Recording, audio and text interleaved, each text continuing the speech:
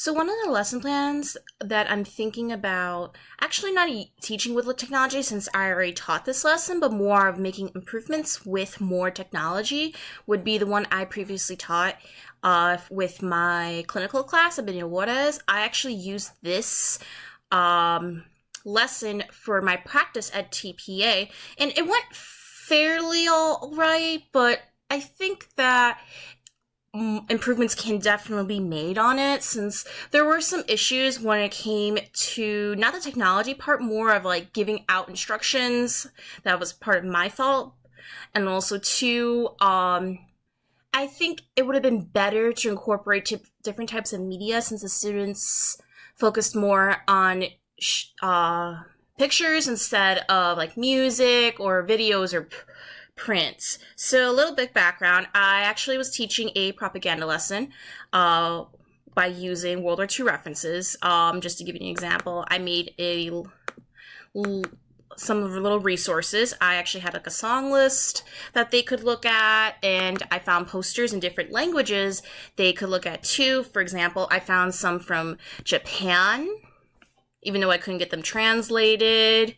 I found some from Germany too, and those were a little bit easier since they already had text and you can just translate in Google Translate. And the Italian one, since I speak Italian, I was able to translate those for students too if they wanted to use them. And last but not least, we also had some ones in Russian, and I thought those were cool, but those ones actually did come with translations, like, thankfully. So, kind of getting back to the point, I want students to look at different types of propaganda, whether it be with posters or with film, to kind of give them an idea of how propaganda not only works, but to expose them of different media types. I also made an example of what I was looking for too.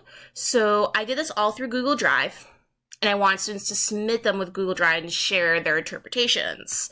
But looking back on it, I think it would have been better as a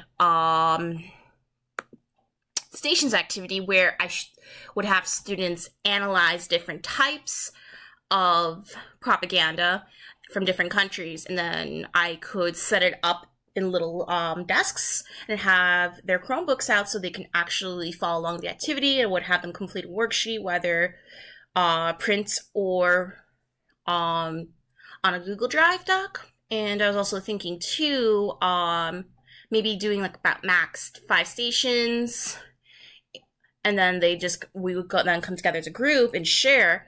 But if that would be great, only if I had a space to allow it, since I had about 30 students and this room was very small. But thinking back to it, I think that obvious improvements I can definitely make for next time would be first using the station's activity, but also getting YouTube access, since I really wanted to show them propaganda films.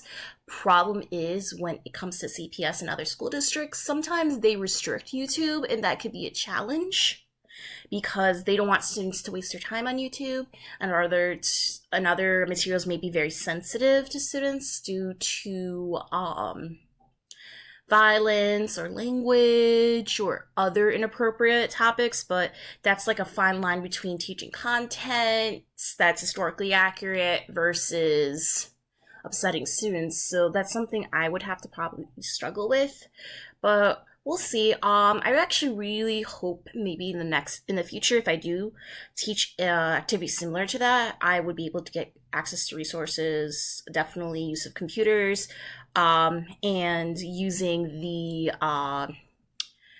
online archives from the Library of Congress, since they do have a special one for music where it's called the National Jukebox, and I thought that would be really cool, especially listening to propaganda songs.